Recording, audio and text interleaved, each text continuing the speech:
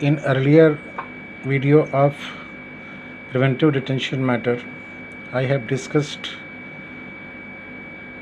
the background which prompted me to practice in detention matters. Now, detention matter are applied in various fields. There are various detention laws prevailing in India. The first detention act was Defence India Act. Before declaration of emergency, there was an act which was called Maintenance of Internal Security Act, MISA. Thereafter, the Government of India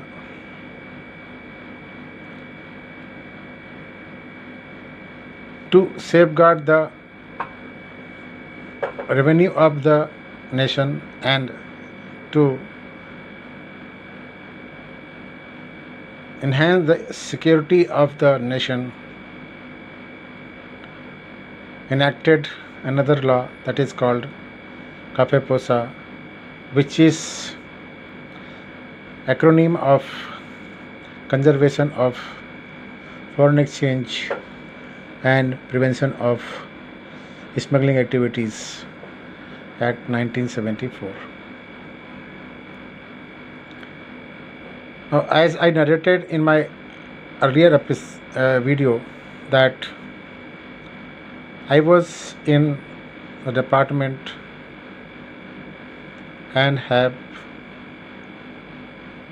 proposed Cafe Posa against certain persons who were engaged in UU fraud.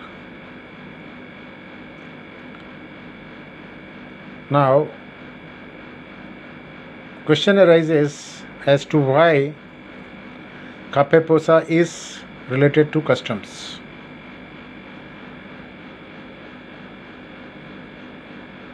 As the name itself suggests, it is conservation of foreign exchange and prevention of smuggling activities.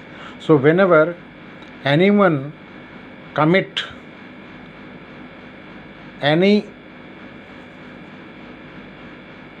illegal act under the Customs Act or infringes any act, any law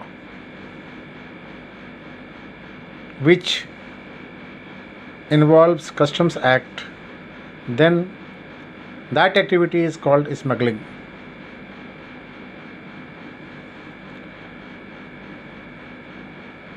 So, if a person is found to have violated Customs Act in case of import or export, then Cafe Posa is inevitable to prevent that person from engaging in the smuggling activities in future. Let me clarify that this act is an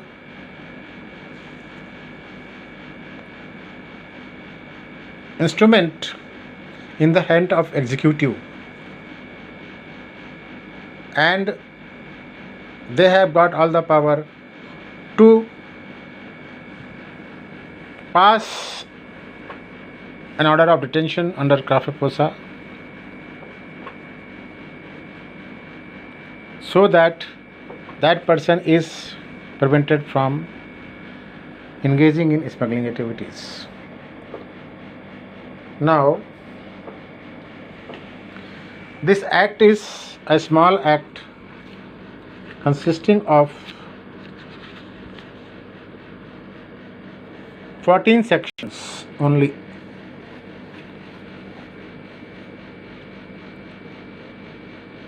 As in all other act, The first section is pertain to SAR title, extent and commencement.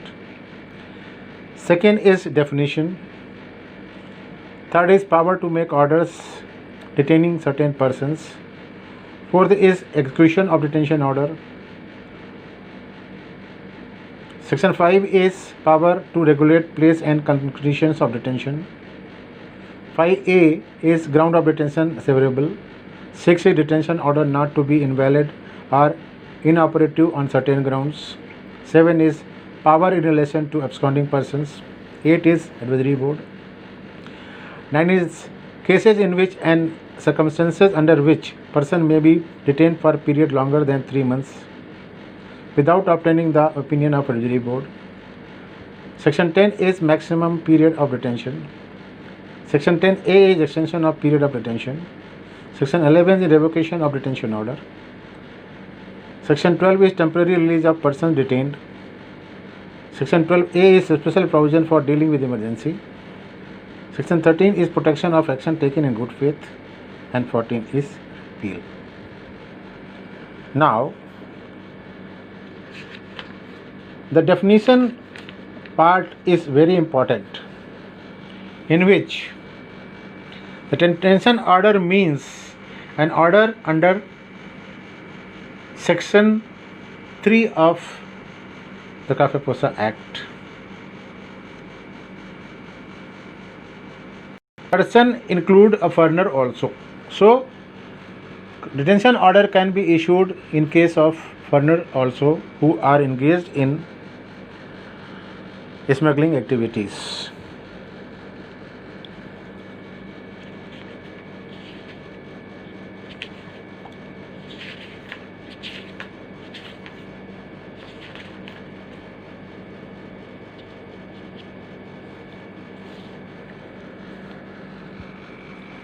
Now, smuggling is defined in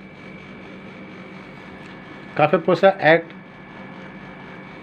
and has the same meaning as in clause 39 of section 2 of Customs Act, and all its grammatical variation and cognate expressions shall be construed accordingly. Now, who is empowered to make a detention order? The detention order is made by detaining authority of state government or central government, as the case may be.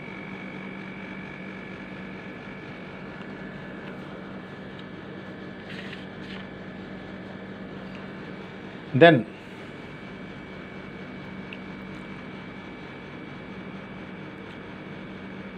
the detention order can be executed anywhere in India, irrespective of whether it has been passed by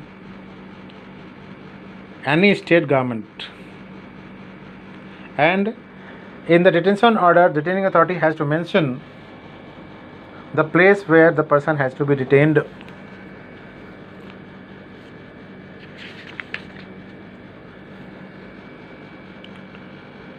Now, as I will deal with the detention matter in future, I will discuss these sections in detail.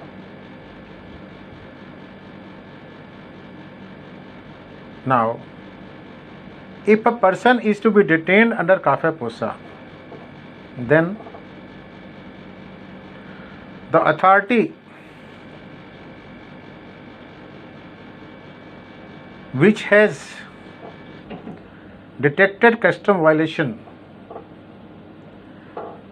has to be satisfied whether the person is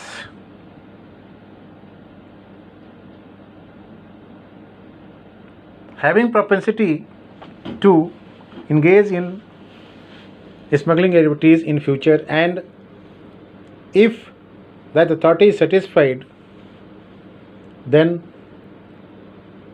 a proposal is sent to detaining authority. Now, the authority which proposes detention order is called sponsoring authority. The authority which passes detention order is called detaining authority. The authority which execute the detention order is called as executing authority. So it should be clear that a proposal of detention against a person has to be prepared by the sponsoring authority on the basis of the material collected during investigation. The proposal consists of the role played by that particular person, the ramification of the entire case, violation of the relevant sections of Customs Act. Now, smuggling takes place in case of export and import both. If it is import case, then violation of section 111 has to be there, and if it is export case, then violation of section 113 has to be there, meaning thereby that the goods should be liable for confiscation under section 111 and 113. If they are not liable for confiscation under section 111 and 113, then cafe posa cannot be proposed.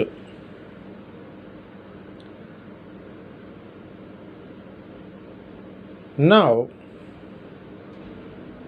once the detention proposal is forwarded along with all the relevant document to the detaining authority scrutinizes that proposal vis-a-vis the documents forwarded.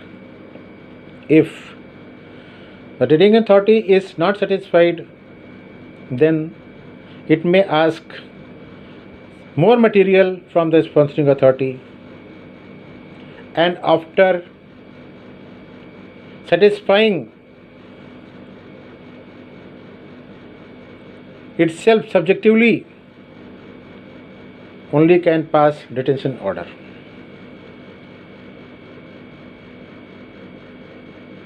There is one another stage in between, that a proposal is sent to a screening committee consisting of various higher police, intelligence agencies and tax authorities. Once the proposal is passed by a screening committee, only then the proposal is submitted before detaining authority for its perusal. After carefully scrutinizing the proposal and all the documents, the detaining authority is required to pass an order on the basis of the ground of detention, which it has to formulate separately, wherein each and every aspect which has gone into its mind to pass detention order has to be mentioned. In detention, ground of detention, detaining authority has to also mention the right of the detenu to represent against that order before the detaining authority, state government, central government, and to the advisory board. Once the detention order is passed, all the documents are enlisted in a list which is called relied upon documents for the detention order,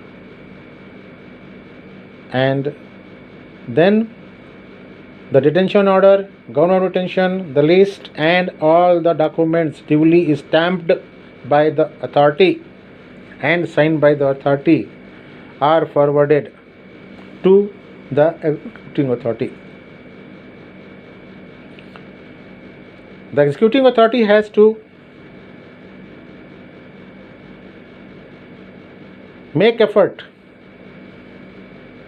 sincerely without any delay to execute that order. Otherwise, undue delay would entail the detention being vitiated by court.